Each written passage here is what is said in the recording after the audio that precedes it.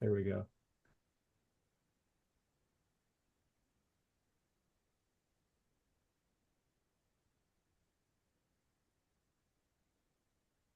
All right. Okay, yeah, we're recording now. All right, well, we can go ahead and get started. This is Flashpricer guys, the first time we've had them in here in the buy box. I think we're gonna kind of get started with I think Jordan's gonna kind of give some background on what they got going on and gonna go through a demo here and then take some questions. Hey guys, my name's Jordan. I'm the founder and CEO of Flashpricer. Thanks so much for having me here. Just a little background on myself. I've been in the e-commerce space for what's coming up on 15 years now. Um, Started my e-commerce SaaS career at a company by the name of Informed. Back in the day, it was called App Eagle. Also in the repricing space. That's where I learned how to sell online, what online retail arbitrage was, what wholesale was, what private label is, um, how to drop ship, and how to build repricing software. So I've been doing it for a while now. Was employee one, worked there for about 8 years before branching off and building some SaaS for myself. The first tool that I built in the SaaS space was called OA Genius, and that's an inventory price and order management tool for drop shippers. As you can imagine, that tool was pretty hot for a few years. We did really well, serviced like a few thousand clients. At its peak, probably pushing like 500 to 600 million in sales through the platform annually in arbitrage dropship sales between Amazon and Walmart, Walmart and Amazon, and all of the other retailers directly back and forth to each other. During a period of 3 years, during my non-compete with App Eagle Informed, I fully built out that platform and integrated with other repricers to take over the repricing where we left off. Basically, we were monitoring the inventory, pushing that inventory to the marketplaces, and then simultaneously pushing cost into all the repricers to continuously manage it from there into the sale. When the sale occurred, we would pull that back into OA Genius. So the repricing portion was outsourced for the period of 3 years in my non-compete. As soon as the non-compete ended, started building out Flashpricer. We did about a year of development on that project before I launched it to our first users.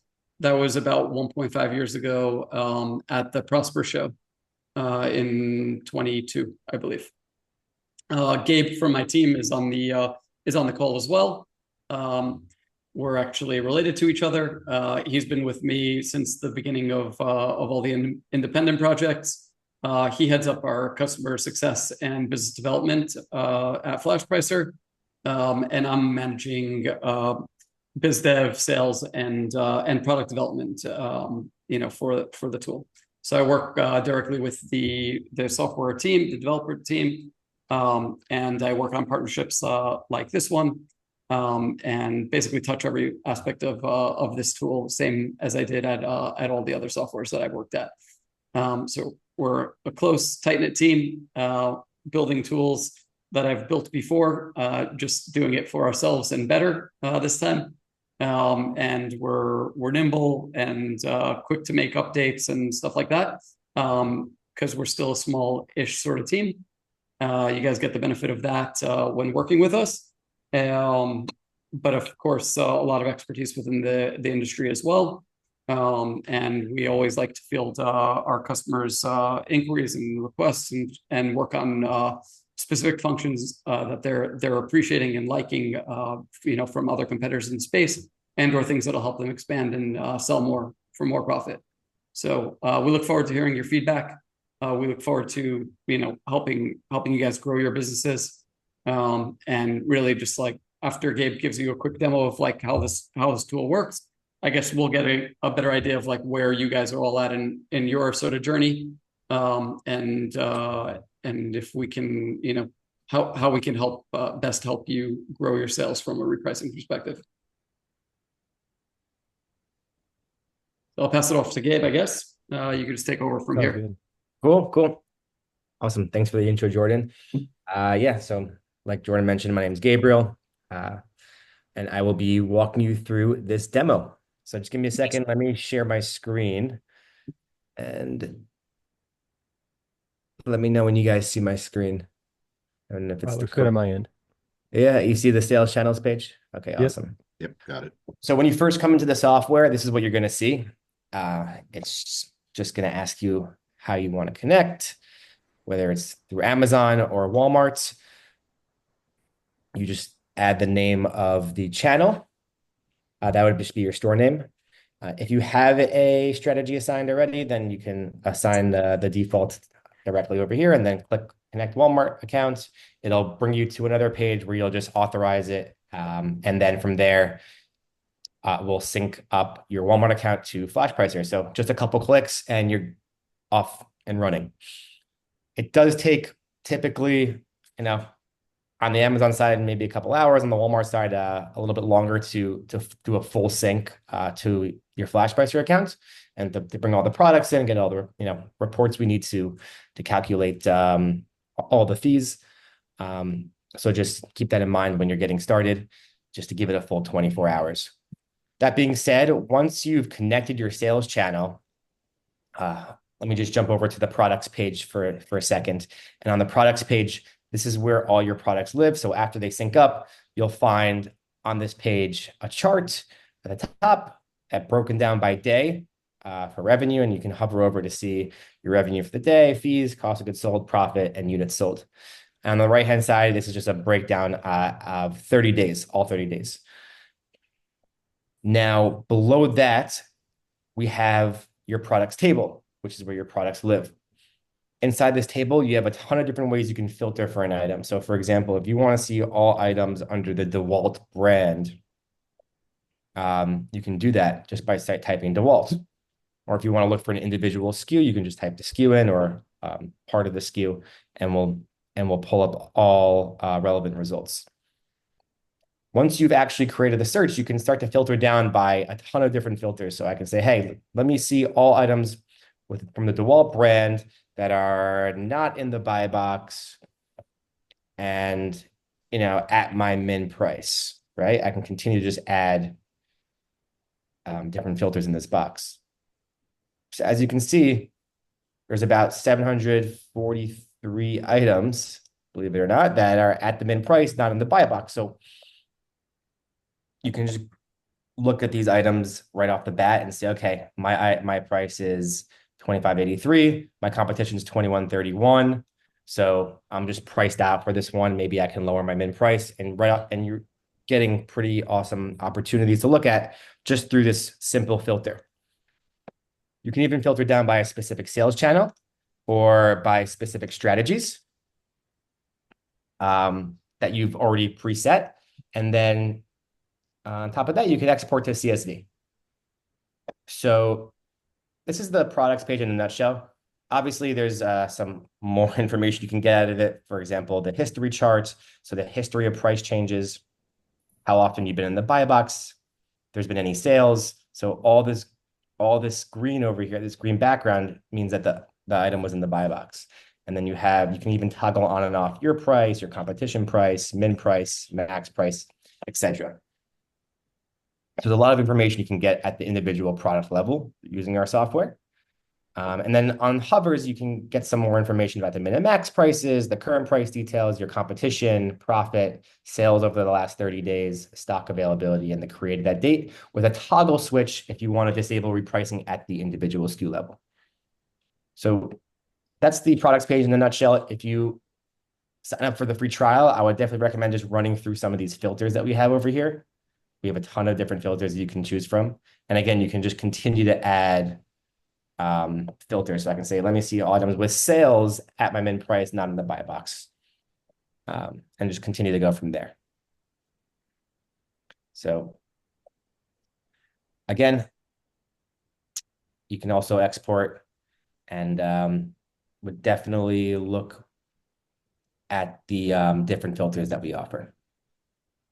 Next, I'm just going to go through the strategies. which is probably what everyone is most excited about anyway.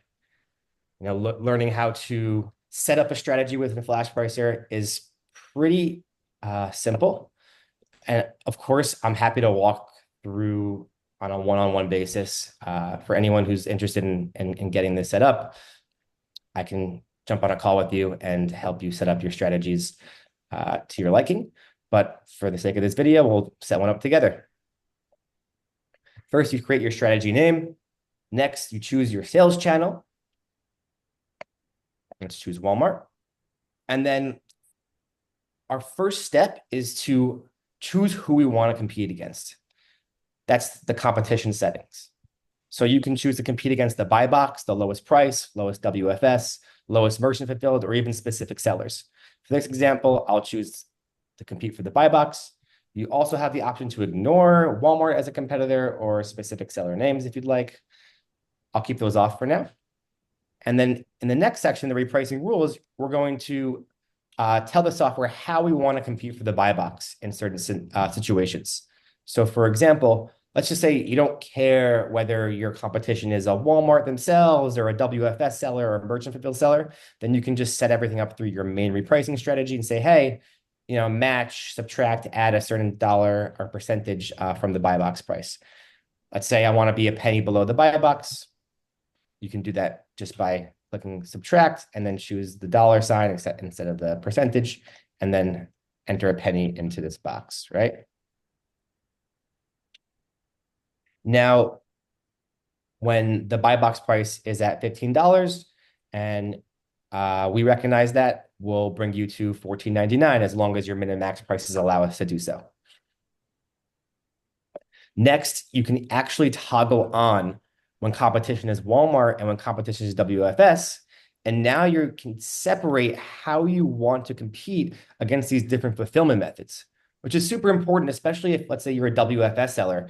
You're not going to want to compete against merchant fulfilled the same way you would want to compete against a WFS seller. You can probably stay, a couple percentage points above a merchant fulfilled seller when you're WFS and still capture the buy box. So for that example, when I toggle these two on, this main repricing strategy essentially defaults to a merchant fulfilled strategy, since we're identifying how we want to compete against Walmart and WFS.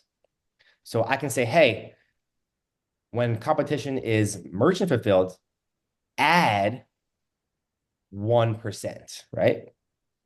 And when competition is Walmart, subtract $1, right? You can get very specific with how you want to compete against the different fulfillment methods.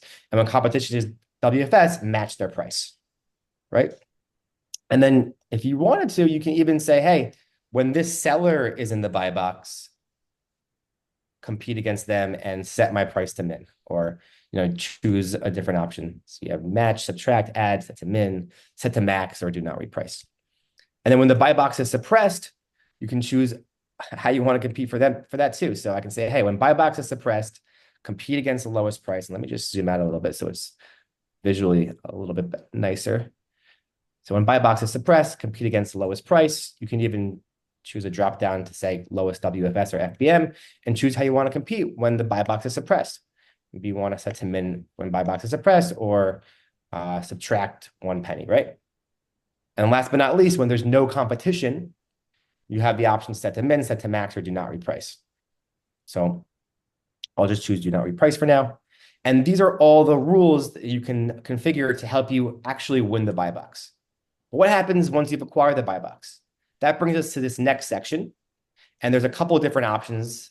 This last one is something experimental. Since I'm in a demo account, you're going to see this, but we're constantly improving our algorithms. And so this is like Algo Optimized V2. Just ignore that. The 3 options that we have are do not reprice, don't lower my price, and algorithmically optimize price.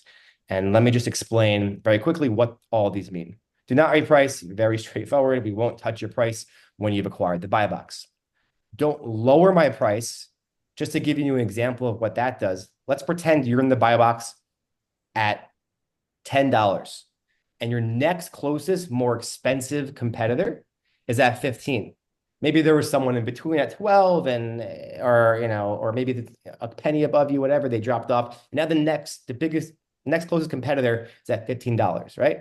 So there's a discrepancy between your price that's in the buy box and the next closest more expensive seller. So what we'll do with Don't Lower My Price is we'll actually raise your price, jump it upwards towards the next closest competitor based off of the repricing rules that you've already set. So in this example, if let's just say a WFS seller is at $15 and you're at 10, and you say to match their price, right? We'll bring you from 10 all the way up to 15. Or better yet, even if let's just say you're 50 cents below, right? We set it to 50 cents below WFS, so we'll bring you to 14.50. So still undercutting the competitor that's above you, but raising your price as well. So that's the power of Don't Lower My Price. It'll jump you up towards that next closest competitor. And obviously, that will only come into effect if there's nobody cheaper than you on the listing. If there's someone cheaper than you on the listing, we'll keep you where you're at. The very last option, Algo Optimized Price. This option is going to incrementally increase the price of your item while you're in the buy box. All the way up, it's going to go up, all the way until your max price. Or if you lose the buy box on your way upwards, we'll recognize that, try to win it back, go down incrementally, try to win it back, and then start going upwards on smaller increments. So ultimately, we're landing on the highest price possible for you to keep the buy box at. Super aggressive strategy for raising prices. So those are some options to help you avoid the pitfalls of dropping price on a listing, because there's all this talk about penny dropping people. So these are the ways that we can actually start to bring the price upwards once you've acquired the buy box and you've gained that first position. The next option, which you've probably never seen in another software before, is when your item is out of stock. We actually give you the ability to follow the market while you're out of stock. And this is super important because let's pretend that you were selling an item at $20. When out of stock, the market shifts upwards to 30, and then you come back in stock at 20. So you can be driving the market downwards when the market has already set a new price for this item. By following the market and saying, hey, keep me $1 above the buy box or match the buy box price, right? You're following the market while you're out of stock so that when you're in stock, you're priced into the market. Very important. And then the last settings are the minimum and maximum pricing. And there's essentially two options here. One is to manually set your min and max prices. Or option number two is to use any of our calculation-based min and max prices, where we offer you to calculate based off of ROI. And you can set a min and max ROI, min and max profit margin, or even a fixed profit. And so once you've done that, the only other option here is do not reprice below MAP if provided. So if you have to abide by MAP and you're uploading MAP prices to our software, you can keep this on. We recommend keeping it on anyway. And then clicking Create Strategy. And then once that strategy is created, it'll show up on this repricing strategies page where you'll see you can create as many strategies as you'd like. And you can even duplicate a strategy. Maybe you want to split test a certain feature, or instead of algo optimize, you want to try Don't Lower My Price. You can do a lot of A/B testing this way. You can assign as a default for the channel. So as new listings are created, they'll automatically get assigned to the channel. You can delete and obviously edit the strategy itself. So that's the strategies page in a nutshell. Some other parts of our software that may not be as exciting, but we still offer them, are the bulk uploads page, which I personally actually really like the way that we do bulk uploads in Flashpricer. We make it really simple. You can download a template or even generate a CSV from your listings if you hit this drop down.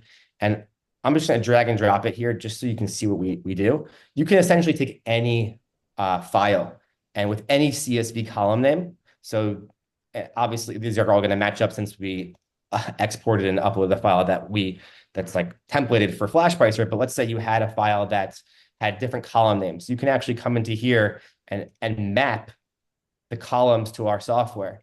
So if so if this SKU was actually the cost in your, for whatever reason, it was the cost in your file, you can say, hey, Flashpricer, this is actually the cost column.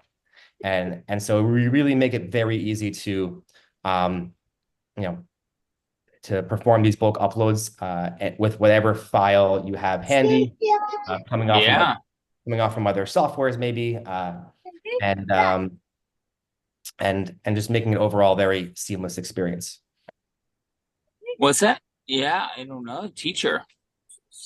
I think someone forgot to put themselves on mute, but yeah. Anyway, the last, let's see, we've gone through pretty much everything. The last page that we have is the integrations page, and the integrations page is going to, you have a couple ways to integrate, for example, cost, min and max to Flashpricer.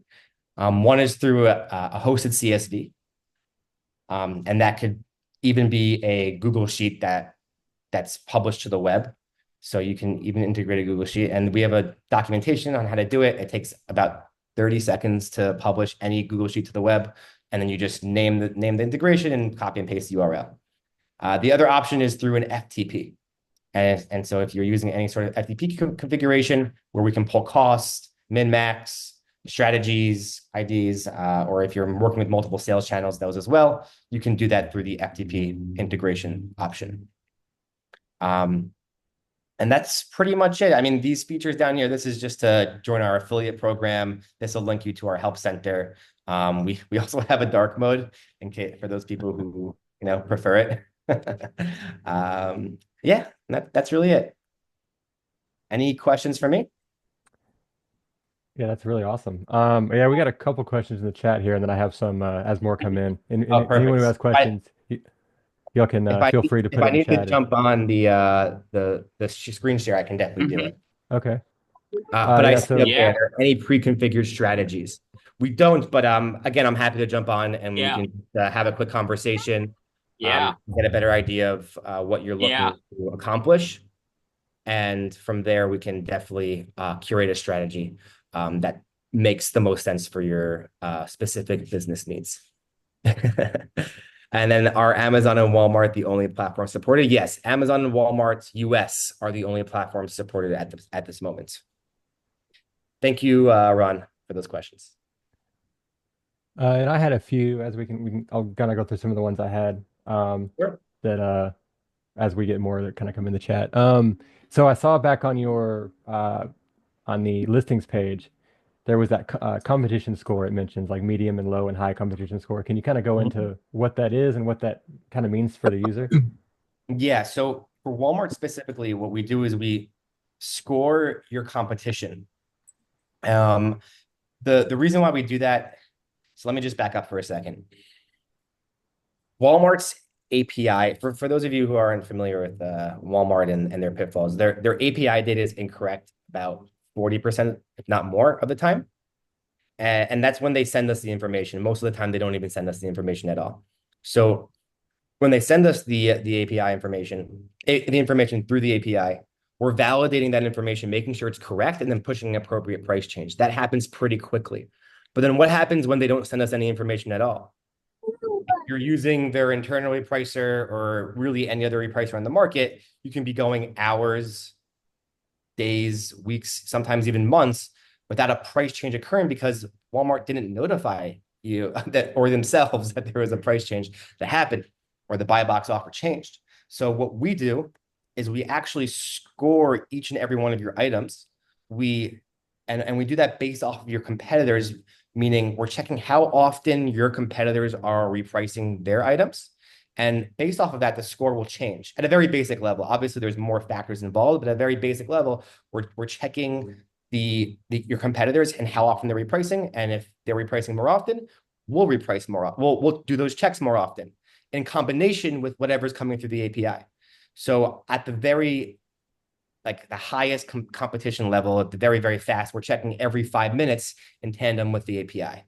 And at the lowest interval, meaning we haven't seen maybe in more than 24 hours a price change, sometimes even more, then we're checking every 8 to 12 hours. So at the very, very lowest end, when we haven't seen any price changes at all in the listing, and again, this is in combination with the information coming through the API. You're only going to go at a max, 12 hours, so twice a day, with a competition sync. So that's like super, super important to have, because if Walmart doesn't send in any information through the API, you're kind of out of luck with any other solution on the market. Whereas for us, we're combining the information coming through the API and doing all the validation, and then also doing our own checks to make sure that you're always up to date. Yeah, and just to be clear on that, any notification from Walmart, correct information or incorrect information about any buy box competitor changes, new sellers on the listing, new sellers off the listing, any changes at all, break that cycle for us. So that like starts a completely new cycle. So it's not like we're ignoring that they are telling us that something had changed. We still take that into consideration even when we put a competition score on the item. So like that score just gets updated when we get that notification at all. Yeah, and so that I think that brings us into the next question. Can I run a different repricer on Amazon and run Flashpricer for Walmart at the same time? Yes, you can of course do that. You can also run 2 different repricers for Amazon at the same time, although I don't recommend it. You could turn off certain listings on our side and on the other side and compare, between the 2 repricers on Amazon and Walmart.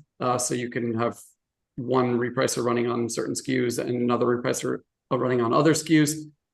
You need a minimum price and a strategy in our system in order for us to reprice it all. So if you don't have a strategy or a minimum price set in our system, then we won't reprice that item. You'll just be getting data into our system, but not out.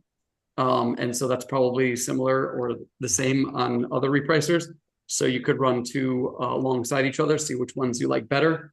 There are certain people who are running one repricer for Amazon and our Walmart repricer because that's how they choose to set it up. But I think a majority of our clients at this point have moved both of the channels over to our side once they see that they're having success with the Walmart side, because we could do pretty much anything that anybody could do on the Amazon side as well on Walmart.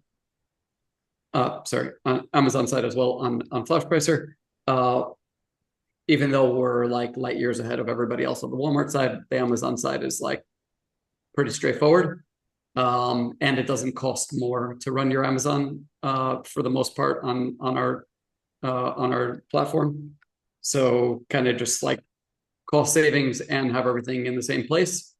I think that's why people decide to move them over, both channels over at the same time. So, but yes, just the short answer is yes, you could run two repricers at the same time, one for each channel. And are the strategies options the same, or is it identical setup for Walmart and Amazon? Because we just saw the Walmart side. Yeah, Yep. pretty much. Yep. Yeah, and that's another thing that's really unique to us, right? Like if you're using the Walmart internal repricer, of course the information's wrong most of the time, and forget all that information. But like the parameters for the things that you're able to tweak in order to compete against specific sellers and stuff like that, those all don't exist in the internal repricer and elsewhere, just because the only information that Walmart will actually give you, right or wrong, is buy box owner and lowest price on the listing. And so those are the only 2 things that you can reprice against. We give you all the granularity to reprice based off of fulfillment method. What fulfillment method your competitors are using to fulfill their products, all the way down to specific sellers by name and how to reprice against them at the specific strategy level. So like technically you can have one strategy for each listing that includes all the different competitions names in that strategy setting, and tell us how to compete with each one of those different sellers when you see them in the buy box positioning or the lowest positioning or anything else like that. So like super granular from that perspective. Yeah, and on the Amazon side, it's like pretty similar repricing strategy settings. Maybe there's one or two additional data points that we get on the Amazon side, but not like game changing to what we get on the Walmart side. Cool. Yeah, I've noticed that. I think it was Informed that I was testing them out. They had like huge page of options that I had to reprice on Amazon, and then I switched to the Walmart side. It's just like three options. Like there wasn't Right. much to it. So just seeing Yeah, how many options you guys have been has been nice. for sure. Do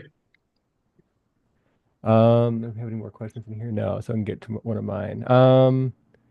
I've heard from, I forget who it even was. I've talked to quite a few. I've heard from some other repressor devs that on Amazon, like let's say in a situation where you're the only seller on the listing, I've heard that just having any price movement at all can potentially increase sales by like it's pretty minimal, like 2 to 3% is what I've heard. Have you guys tested that or played around with like what it looks like to just move the price around just a little bit, kind of oscillate a little bit on the Walmart side? Does that? Yeah, so most, we have a strategy setting for what happens in no competition scenario. Um, of course, like if you're changing prices at all, it could increase sales, especially if you're changing them to the downside. Right. Just because like some people put items in cart and then they get like notifications, basically Hmm. like of items that are in their cart. Maybe they get emails even about those items, price changes and stuff like that. So like that's pretty cool, especially on the like private label side. I think less so on Right. the branded products stuff. But yeah, I don't really have any data to support any of that, and I think that's Sure. a bit of hearsay. Oscillating, I wouldn't say Right. increases sales. Definitely decreasing your price might induce a Yeah. sale, especially if somebody has it in their cart at that moment in time. Yeah, that makes sense. Let's see.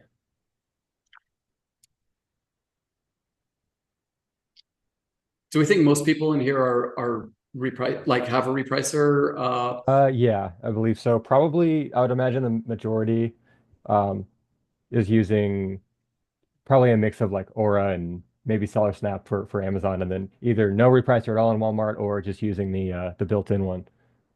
Yeah. And those are, Aura and Seller Snap are definitely really good good tools, right? They've been around for a while. I mean, I've seen them both come up. Like Aura was like in their infancy phases when I left App Eagle Informed. Like I don't even know if they were around. That was like 5, 6 years ago. Seller Snap, I started with Flashpricer in 2000, sorry, with Informed in 2013. Like I think Seller Snap started to come to the market, maybe 4 or 5 years later. They broke off from FeedVisor. They've built a pretty robust tool on the Amazon side. Actually, have gotten like quite a bit of ideas from them. I think they did a really good job so far. They're also really expensive. So if you don't really need all of their functionality, I'd say definitely check us out on the Amazon side. Or I know they have like a bit of an algo that they're running. Also, a great team. I've met the guys from there. They've got a really sleek looking tool as well. But again, in terms of pricing and our cost of product, definitely between Amazon and Walmart, we've got a better value on our plan pricing for each of the individual sides, Amazon or Walmart. And definitely on the combined for the two marketplaces, like we can compete with them, either of those tools on price. And definitely on functionality from a Walmart perspective, Aura doesn't have anything. On the Amazon side, I think we're fairly comparable, if not very comparable. And in terms of Seller Snap, definitely better value for what you're getting for the time being. As we develop our tools on the Amazon side, I think as in terms of like a not so basic Amazon repricer, we're already there. But definitely there are things that we can do to make it better to come up to the Seller Snap side with regards to like specific functionality for each scenario and and stuff like that. And so if there were certain things that you really needed out of Seller Snap that you were willing to pay 500 plus a month for, then I urge you to continue using them until we have the same tools for 200 or so a month. But if you're not using them at the full capacity, then definitely you could save some money and have a very comparable tool at our price point. And that's kind of one of the benefits too of, like you were saying at the beginning, is that it's kind of a small team right now, and it's easy to pivot and take ideas and stuff from feedback from your users. So Absolutely. We're moving at a really fast pace with regards to like reporting and dashboard and UI yeah, and functionality. We're putting stuff out all the time. I mean, like right now we're in a code freeze for Q4. I'm building a lot of stuff on the back end that nobody's going to see until Q1. But yeah, we're gonna dump a whole bunch out on our clients in Q1, and I already think there's like a ton of value sort of there. I think there's really great value, and of course, if you're like multi-channel, having everything in the sort of the same place, the ability to slice and dice your data by sales channel is awesome, right? So like you might have the same SKUs in two different places or under the same brand and stuff like that, and you're sourcing, and then you want to see how your sort of how you're competing and how you're selling on each channel by day or by month at a specific SKU level, and the ability to just be able to change that data up in a graph form and like by selecting different drop downs is like really super cool and super important to know like where your business is at, especially when you go multi-channel.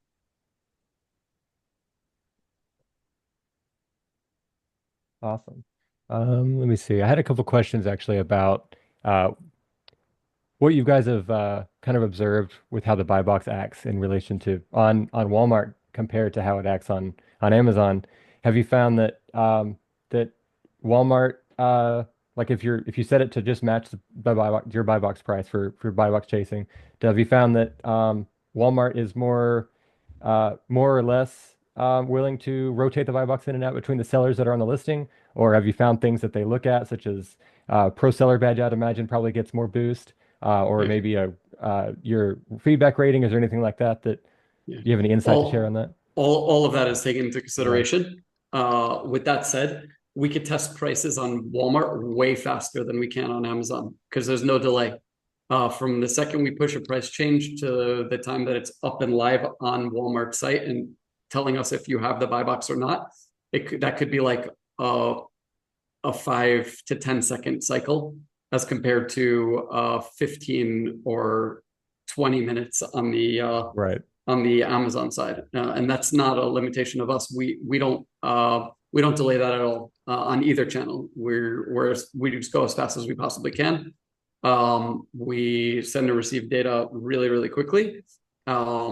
But on Amazon side, even if you are making price changes within Seller Center, you're going to notice that it's going to take 5 to 15 minutes Oh yeah. for that price change to come up. So just to go back to answer your specific question, all those factors come into play: fulfillment method, seller rating, pro seller badge.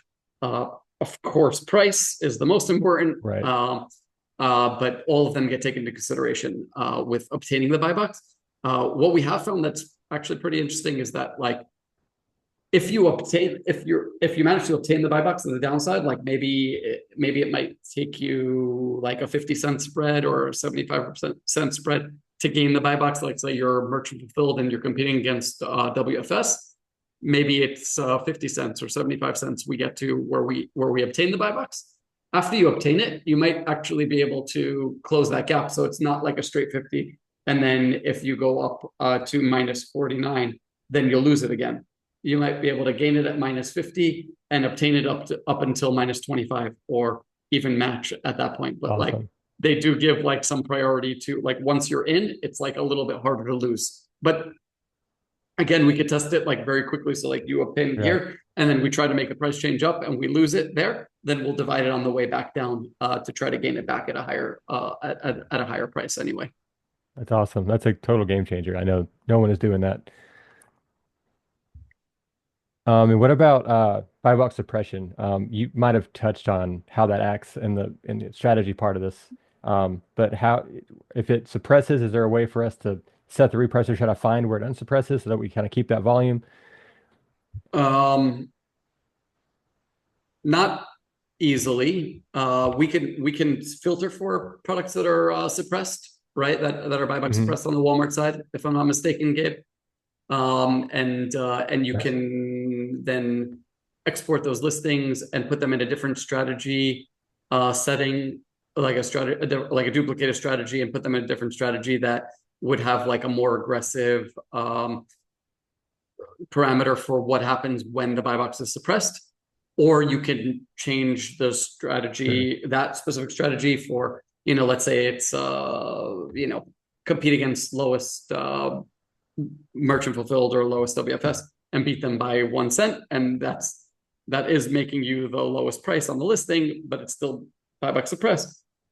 If we notice when we filter down that that you're still in that buy box suppressed situation, you can just test by changing the strategy setting to say minus 25 cents or something like that in a buy box suppressed scenario, and see if that gains you back buy boxes. And if that's not enough on that subset, now you filter again, duplicate strategy, export, import new strategy, and all of those products are now in the new strategy, and then see if you Sure. get back at a lower at a better competition price. So it does require a bit of work there. Probably we'll get better at that as our algos get better on both Walmart and Amazon side. But yeah, for right now, that's how I would do it.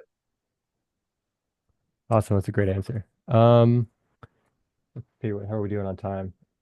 Got 5 or so minutes left. I think you said you had to Yeah, it's run okay. around then. No, it's all Okay. good. Yep. As long as Um, if people have questions, I'm here to answer them. not seeing any more in the chat at the moment. I have one thing I'm kind of curious about is I know you touched on import using the CSV importing to pull in your costs and everything.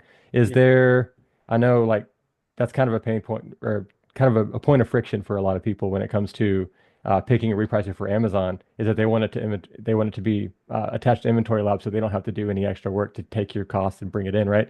Are there I didn't see any, right? So are there any plans or is there a platform that you guys have your eyes on that you want to pull prices over? I know right now it's kind of so the market's Yeah. so fresh that it's kind of hard to say who the best is to go with right now, but do you have any kind of plans there?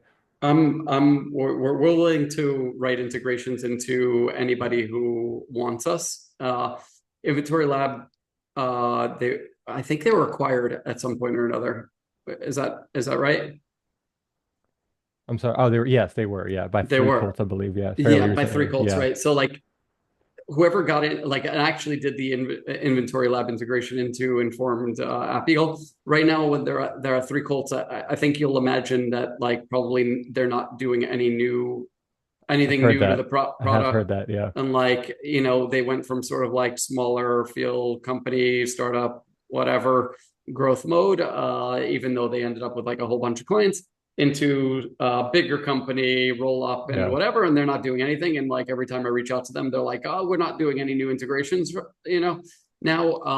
But we're, again, whatever, inventory tools you guys are using that you're already pushing costs into, we're willing to work with them. So if you want to make a warm intro, then great.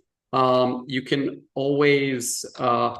always do an import into our software just as easily with the costs, and we could build your min max prices off of those. We could accept min and max prices, or you can just take a lot of these inventory tools have like a hosted file CSV URL or something like that, and we could pull against those.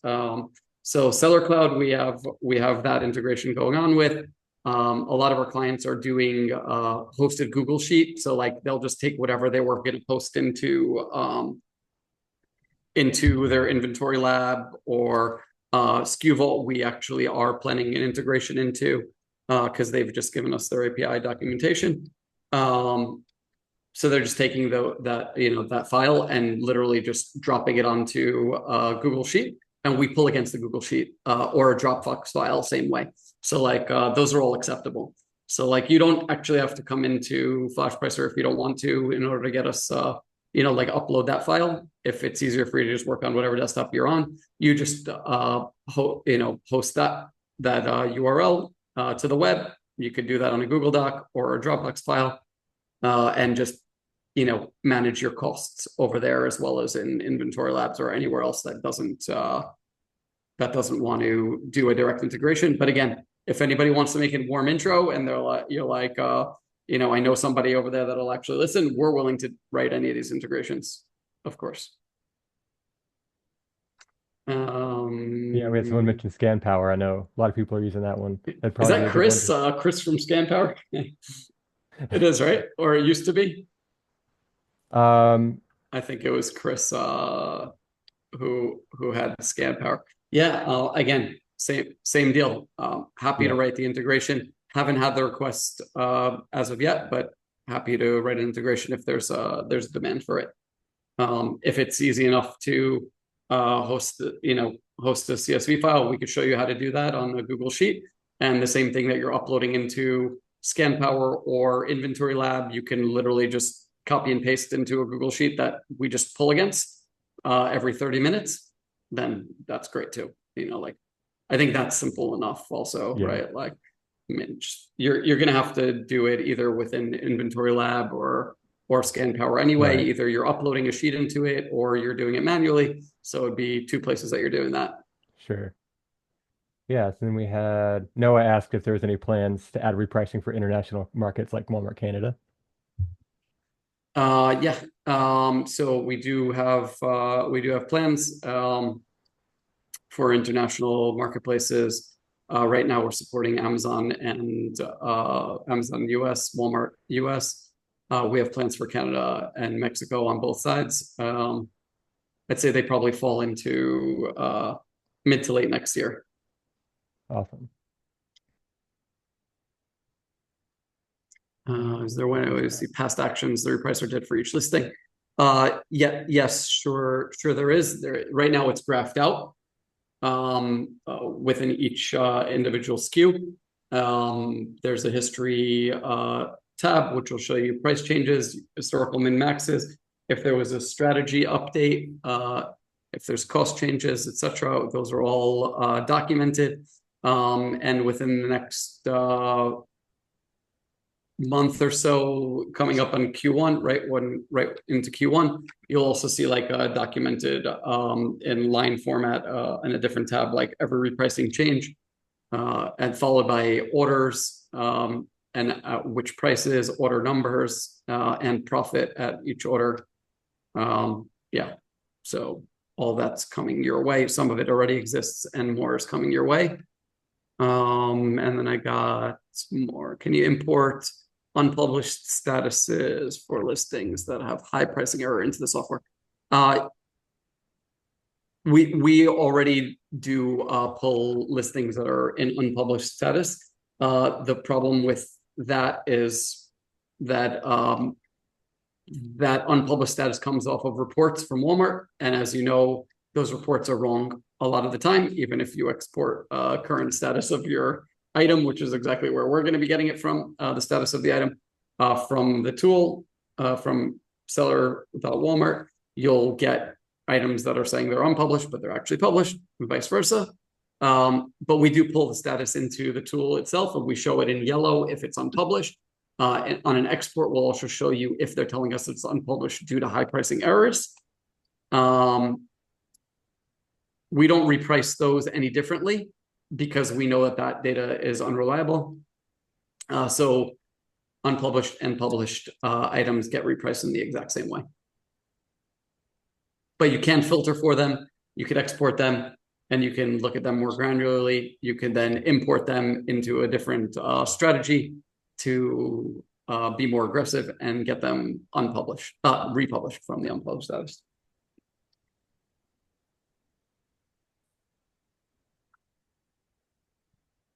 I guess I have a question for Shane and anybody else who is using another repricer on Amazon. Walmart, like I said, nobody really is doing anything cool, so I don't really think I have much to ask or learn on that side. But on the Walmart side, on the Amazon side, like Shane, how do I win your business off of Aura, and what do we need to offer? Like, what do you love about that tool that's keeping you there? That we could either build, or I could tell you we already have, in order to bring that Amazon side over.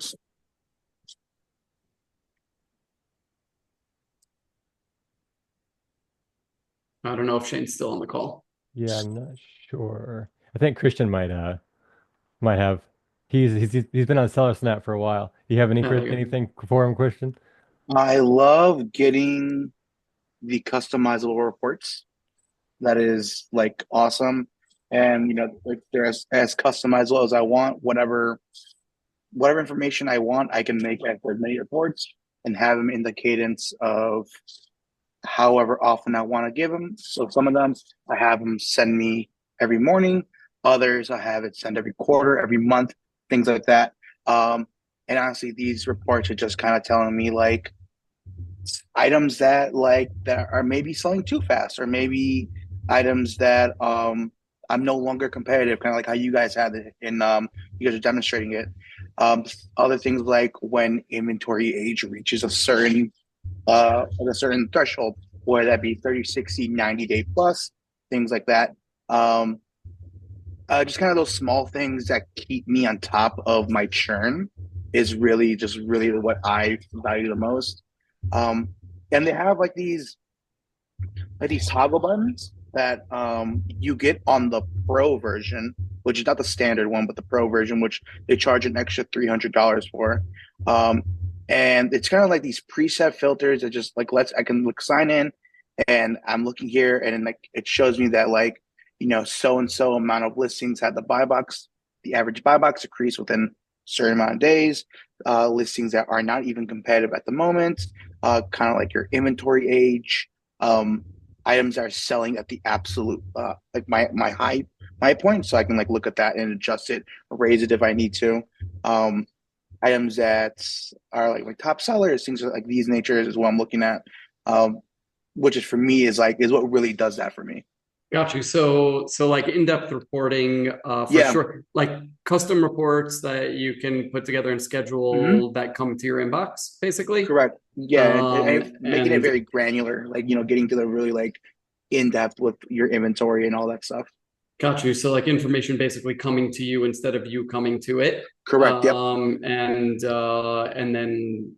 And maybe you'll give me some more information about what those specific reports are, or maybe you'll share an example of those with me. And then like the advanced stuff I didn't really get, but it sounds like it's like inside of the application itself, or is that also reports? Everything's is inside the application. Inside the application. Okay. Yeah. But not the custom reports. The custom reports are emailed to you. So there's actually, you can have them as a setting, or you can have them email it to you as well, or you can do both. Okay, right? got you. It's So you have them as like a pre-filtered sort of thing. Correct. Yes, a pre-filtered view, and then that can be emailed to you on a schedule if you want, or whatever, or you can just view it whenever, anytime you want in the system. Yeah, and they have like their basic ones kind of set up, and then obviously if you want your own, you can do that as well. Preset filters. I will say though, like my only gripe with them is like the UI can get very buggy. Yeah, it's slow as far as I can tell. Yeah, it's a little on the slower side. Yeah. But other than that, like for me, like, and I know Chad has anecdotal evidence, like there's just days where it just like shoots your price all the way up and you just start getting those sales. Now, granted, of course, like any repricer can in theory do that, right? And I came off of Aura and jumped onto this. And just from like my own anecdotal evidence, I've seen it. My prices, like on items I'm specifically looking at, my prices are selling higher than what the average buy box price is looking at. Got you. Okay, that's good. That's good to know. And that's unlike just like a pre-configured like algo, an algo. Yep, correct. Yep. Okay, got you. So their algo is just doing cool things. Yeah, and then you can also like set it up, like for instance, like they recently added in when like inventory age is greater than X, insert the days, automatically set a new strategy to it. Maybe that'd be like a liquidation strategy, something of the sort. And so Yep. kind of like automating that portion for the business owner. Yep. Yeah, that Yep. actually touches on Jordan's question just now. In the chat, he asked if there was a way to price down depending on age of inventory. So if you had something sit for a while, the answer would be for Snap, like Christian was just saying, would be to set a lower, once it reaches this inventory age, it would set maybe a liquidation strategy or something to kind of let something go. Yeah, I think I think that's a good idea. Obviously, I think that should be worked into any algo that they have anyway. You shouldn't really have to tell them to do that. I mean, that should be taken into consideration. But with that said, I shouldn't be one to talk because my algo doesn't take that into consideration for the time being. So yeah, definitely something that we're looking into. But right now we don't have anything for age of inventory. Yeah, I think for me, the reason I wouldn't want it to automatically take that into consideration, because there might be times when I'm buying something and like it's happened to me this year. Like I bought stuff in October Yeah, and I'm that not you were just planning to because sell it's now. getting aged, I'm gonna sell now. I don't really want Got to. you. Yeah, Interesting. Okay. Yep. I'm taking notes here. awesome. Yeah, I think that covers all of the questions I had written down for this. If nobody else has anything, figure we can wrap up here in a couple minutes. I think we got just about all the questions covered. Yeah. Sweet. Yeah, I think really. everyone's Yeah. good. We're obviously I know Gabe, we're offering some incentives here to hop on board with us, schedule some time with us, free time plus a percentage off. I'm pretty sure somebody smarter than me already has that covered, but just wanted to mention that, we would love to show you guys around, have you see it working with your own data. Would love to test our tool against others, even if you love other things on the other side. If you're willing to live without them for a little bit and work with us on getting them into our system, and we work better for you on certain channels than on others, then we're here. We're not going anywhere, and we're coming up fast and moving like pretty quickly and implementing things. So if you want to save some money and get a pretty awesome tool, I think we could do that for you. And we're Awesome, excited yeah. the opportunity. And I'll get that link for everybody posted in the group. But for those watching right now, the code would be TBB50 for, I think you said 50% off the first month. Is that correct? That's right. Yeah, Awesome. plus a 14-day free trial. Yep. Awesome. Well, I think that covers it. I really appreciate you guys coming on. It was a very informative call. Awesome. Yeah, thanks again, guys. Appreciate you guys being here. You as well. Thanks for coming on, guys. Thank thanks you for so coming on. much. Oh, Gabe, Yeah. and I guess Chad, you'll put like Yeah. I'll put success at Flashpricer. I mean, you could always reach us through there. We have a live chat on the website, etc. So you could reach us in many different ways. But I guess Chad, you'll follow up with how to get in contact with us if you want to Yep. schedule some time, Yep. etc. Yeah, I'm gonna Okay. ping the whole group and everything, make sure everybody Oh, sees that tonight. Yep. awesome. Perfect. Yeah. Perfect. Thanks All right, again. sounds good. Thanks, Awesome, guys. Jordan, Gabe. Thank you guys so much. Pleasure. Same. Good night. Anytime. All Okay. right, you Bye, guys have a good guys. rest of your day. Take care. Bye bye.